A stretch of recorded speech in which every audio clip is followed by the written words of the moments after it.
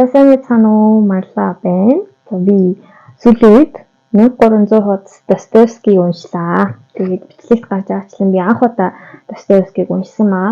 Тэгээд уран зохиолч дуртай хайртай хүн юм мөртлөө би анх удаа ингээд Достоевский дөнгөж сая уншиж үзээд өөртөө жоохон ингээд гомдсон юм уу? Яагаад их уншаагүй юм бэ гэж бодсон. За тийм яагаад надад тэгээд санагдсан тухай өнөөдөр ярих.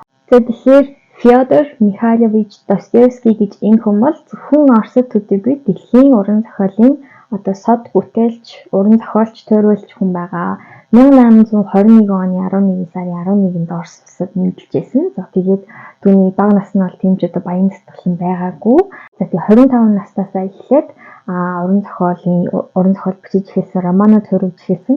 Тэгээд энэ хүн 61 хүртэлх наснд маш олон төрлийн зүйл ингээд туулж өнгөрөөж исэн юм билээ. Шоронд орж исэн, за тэгээд баяжиж үзчихсэн, ядуу зүдүүч байж үзчихсэн, тэгээд мөрөдөө тоглоомд донцсон, ихнэр хүүхдээсээ салсан, хүүхэд нь нас орсон гэл маш олон төрлийн зүйлийг ингээд амьдралаараа туулж үзсэн. За тэгээд түүний бүтээлүүдээс ч гэсэн яг энэ туулсан амьдралууд нь надад тэр чигээрээ харагдсан юм шиг санагцсан. За миний сонгож уншсан хоёр номын хувьд гэх юм бол нэг нь бол Достоевскийд юм зузаан романууд байдаг. Тэгээд хүмүүс ингээд нэрийг сонсоод шүү Достоевский гэж мэдхэр зохиолууд байдаг шүү дээ. Гинзим, Манак, Карамазовын хөвгүүд, газар дороос бичсэн тэмдэглэл ч юм уу. Ер нь ингээд Достоевскийгийн их 5 роман гэж байдаг. Тэгээд тэрнээс гадна болохоор арай хэмжээний хувьд баг гэх юм уу. Иймэрхүү романууд нь бас байдаг. Тэглээгээд энэ нь ерөөсөө нөгөө үгээс муу гэсэн үг бол биш. Бас амар ладлаг роман байгаа. Тэгээд би энэ тухайд жич ярина. За тийм хоёрдугаар сонгож авсан ном нь болохоор Карамазовын хөвгүүд байгаа. За түүний амьдралын туршид бичсэн номуудын хамгийн сүүлийн роман болохоор Карамазовын хөвгүүд байсан. Тэгээд хэрвээ ингээд зохиолчор нь авч үзэх юм бол уг нь ингээд хамгийн ихний романаас нь уншиж болох байсан л да. Гэхдээ миний бодлоор Карамазовын хөвгүүдийг ингээд уншчих юм бол тэр хүн ингээд угаасаа ингээд энэ хүний хамгийн төгс бүтээл гэж хийж болохоор надад санагдсан байхгүй юу? Амьдралынхаа бүх туршлагыг цуглуулад бичлэг романууд нь улам сайжраад тэрнийхээ дараагаар хамгийн сүүлд бичсэн. Тэгээд яг үндэ бол энийг дараагаар нь бас суралт байх хэрэгтэй байсан ч гэсэндээ зохиолч маань нас барсан. Гэхдээ энэний төгсгөл болсон их тийм муу төгсгөл үргэлжлэх шаардлага жоохон байгаа. Гэхдээ шаардлагагүй ч байж болохоор ерөнхийдөө төгссөн. Тэгээд хамгийн төгс яг би бусад зохиолыг нь уншаагүй гэж ингэж хэлж болохгүй. Гэхдээ миний хувьд бол миний бодлоор бол хамгийн төгс роман гэж бодсон учраас хамгийн эхлээд энэ номыг барьж аваад уншихаар шийдсэн байгаа.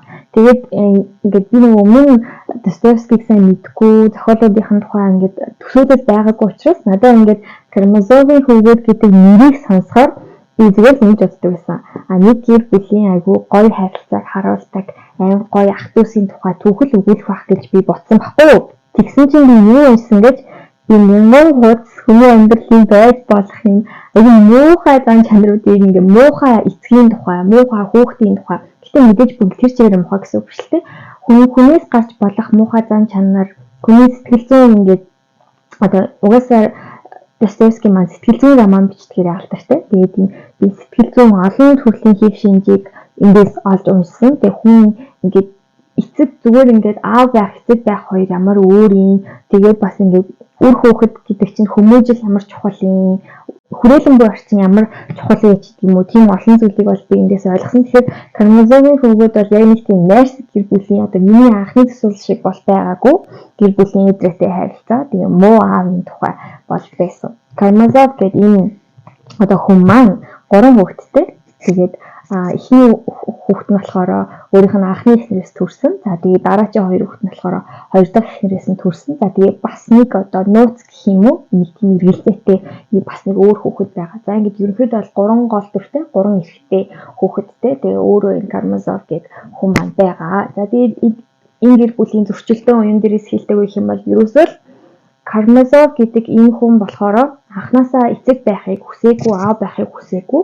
Анхны хүүхдээ хүртэл ингээд ерөнхийдөө өөрийнхөө ашиг сонирхлын төлөө баян их нэртэй суугаад тэгээд төрүүлсэн байдаг. Тэгээд эхнэрийгээ ингээд нас барсныхан дараа эхнэрээ ерөөсөө нэг тийм хайрлаагүй. Тэгээд нас барсныхан дараа том хөвгөөч гэсэн ерөөсөө тоогоогүй. Тэгэл хайцсан ингээд өөр нь ингээд айл айлд өгөөд өсгүүлсэн. Удаах эхнэрийнх нь 2 хүүхэд болохоор бас л ерөөсөө хэдийгээр 2 дахь эхнэртэй болохоор ямар нэг ингэ бил бинчээ харж суваагүй ч гэсэндээ тэр хүн аавын хариуцлага хүлээж хүүхдээ өсгсөн тийм юм ерөөсөө огт байгаагүй. За ингээд 3 хүүтэй ингэ ямар ч байсан хромосом маань болцсон. За тэгээ энэ 3 нас бид хүрээд өөрсдийнх замналаар өсч тойрноод нэг нь одоо Баку Алёша энэ болохоор ингээ 20 нас хүрээд дунд хүн 24 хүрээд том хүн 28 хүрсний дараа ингээд Романы маань үйл явдал өрнөдөг ахгүй юу.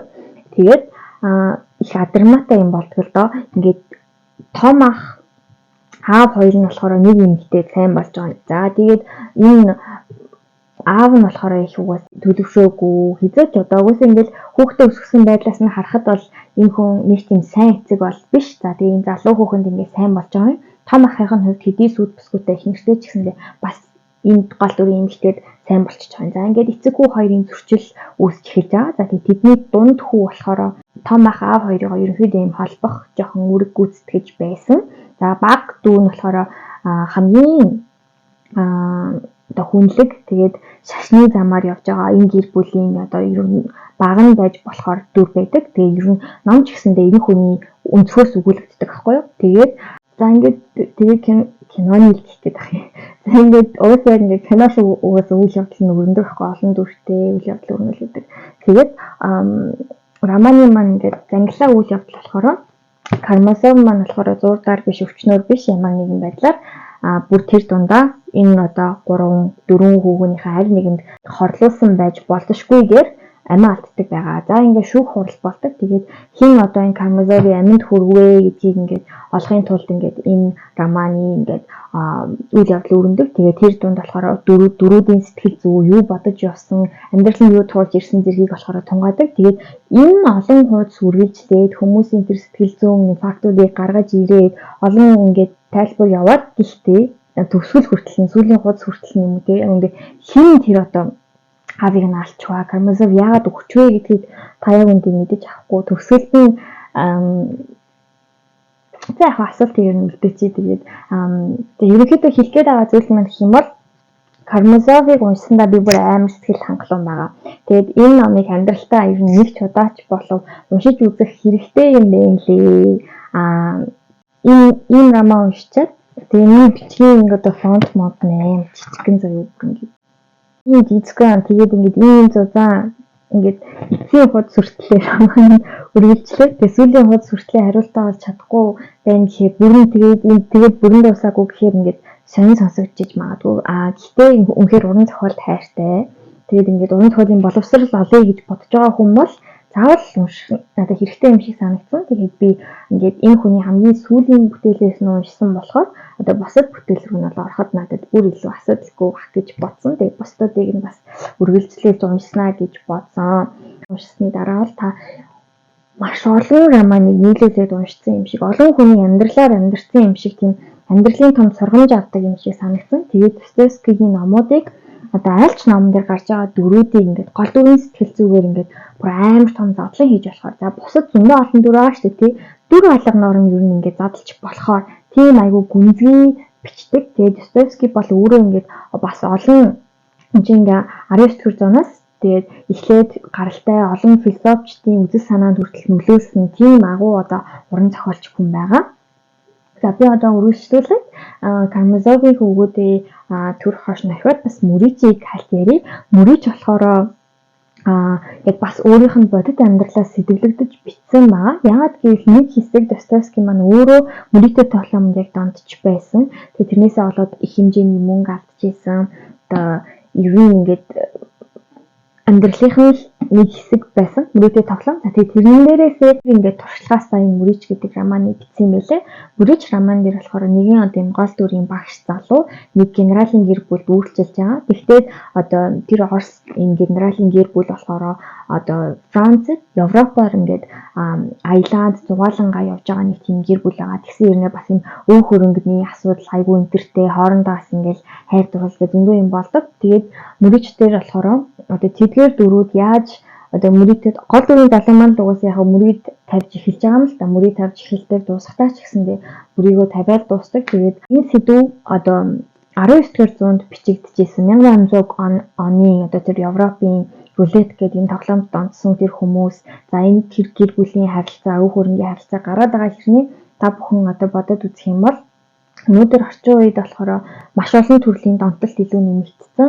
За мөрөөдө тоглоом хийвэрэ байна. Тэ сахарын донтолт, арх тамхины донтолт, тэгээ утасны, дэлгэцний донтолт хүртэл ингээд ихсэн. Тэгээ ийм донтолт их байгаа үед болохоор энэ мөрөөж романыг уншсанараа бас тэдгээр хүмүүсийн сэтгэл зүг ойлгох, ямар нэг юм донтчод байгаа хүнийг ойлгох, тэр хүн юу бодож санаж явдгийг магадгүй дөрүүдээр дамжуулж ойлгож болох юм. За тэгээ өөртөө ч гэсэн дүгнэлт хийж болохоор одоо роман юм шиг санагдсан. Тэгээд Карамазовын хүүгүүд дээр гарч байгаа дөрүүд дээр бас хэлэхэд яг энэ хүмүүсээс бас өөрсдөө хүмүүс харж болохоор юм шиг санагдсан. Яагаад гэвэл энэ Достоевскийн одоо бичсэн бүх зохиолууд сонгодог зохиол байгаа. Яаж сонгодог гэж ер нь ингээд яаж сонгодог зохиол юм бэ гэвэл одоо энэ Карамазовын хүүгүүд дээр гарч байгаа тэр өвэго дөрүүд тий бас хүний сайн муу чанарууд мөрөөж дээр гарч байгаа яг адилхан энэ зан чанарууд өнөөдөр бидний амьдрал донд яг хэвээрээ оршиж байгаа. Яг тэр асуудлууд хүний амьдралд байдаг мөнхийн л асуудлууд байхгүй. Тэр мөнхийн асуудлууд болохоор энд ингээд гарч ирж байгаад нь гарч ирээд өнөөдөр 2024 онд уншигдахтаа яг адилхан юм одоо 1800 онд байж исэн үйл явдал өнөөдөр 2024 онд яг адилхан сэтгэлийг төрүүлж гин гэдэг бол энэ сонгодог зохиолын шинжийг бүрэн агуулсан роман гэж би бол хэлнэ. Тийм учраас хизээч уншсан оройтхгүй та одоо уншаагүй гэж санаа зовох хэрэггүй, уншсан гэдээ бас бардамж байх хэрэггүй, дахиад уншилтаа тий. Тийм болохоор ер нь Достоевскийг уншаал ингээл ойлгоод авах хэрэгтэй юм шиг санагдсан. Бусад зохиолуудыг нь хэд ч уншсан хамаагүй. Бусад зохиолууд нь энэ одоо миний гартаа барьсан маа хоёр зохиол ч гэсэн би бүгдээр айгу үнцэнтэй. Яагаад одоо уншиж байгаа вэ гэдэгтээ ер нь аль жоохон харамссан яг үндэ. 10 жилд ингээл уран зохиол гэдэг нэртэй айгу гоё хичээл байгаа шүү дээ. Тэр хичээл дээр би одоо яг одоо сэтгэлд тод үлдэж уншсан ном хэм бол Монголын нууц товчоо гисэрж ангаартаа тэд бүхэлд бас мэдээж сайн унших хэрэгтэй. Тэгээ би яг ингээл дэлхийн сонгодог зохиол, Америкийн шилдэг зохиол, одоо өргөний шилдэг зохиол, орны шилдэг зохиол gibi би ямар уран зохиол уншснаа 10 жилд уншснаа яг үндэ нэг санахгүй байна. Уран зохиол дээр хэдэн шүлгэлж хэвжилжсэн баг. Тэгээд яагаад энэ 10 жилийн системд тэгээ төсөвтэй энэ номын сэтгэл бүтэн том роман уншаад ойлгоод тэрийгэ задлаад дүрийн задаргаа хийгээд тийм болоод яагаад ингэж 10 жилийн хүүхдүүд төгсдгөө болоо. Эсвэл одоо тийм болсон юм болов. Би бол ингэж 10 жилдээ Монгол хэл уран зохиол аим дуртай сурагч байсан. Гэтэ би яг юм шидэвэр лаг зохиол би 10 жилдээ уншижсэн бол үнэхээр санахгүй байна. Өмнө нь уншижсэн одоо тий лаг зохиолуудыг би дараа нь өөрөө л ингэ сонирхож уншижсэнээс биш яг 10 жилд маань багш маань уншаа гэж уншсан ном бол ер нь ховрлоо. Тэгээд одоо би 10 жилийн хүүхдүүдийг аягүй их ном уншдгийг бол мэднэ. Тэгээд одоо ингээд багасаа ном уншиж байгаа хүүхдүүдэд бол бас аягүй баярлж байгаа. Тэгээд тийм болохоор аль болох эртнээс сонгодог зохиолтой танилцаад ер нь унших ном ямар их байдаг вэ те аль болох эртнээс эхлээл энэ том зохиолуудыг барьж аваад ойлгохгүй хасан ч хамаагүй уншаал тэр чинь нэг унших өөр дараа нь хэдэн жилийн дараа эсвэл хэдэж хамаагүй ер нь дахиж барьж аваад унших бас яг уншсан ном унших өөрсдөө төрүүлдэг учраас би нэг уншсан гэж орхиж болохгүй аль болох эрт ихэл уншсныгаа дахиад унш тэгээд би бүр Достоевский уншчихсан амар их юм олж байна те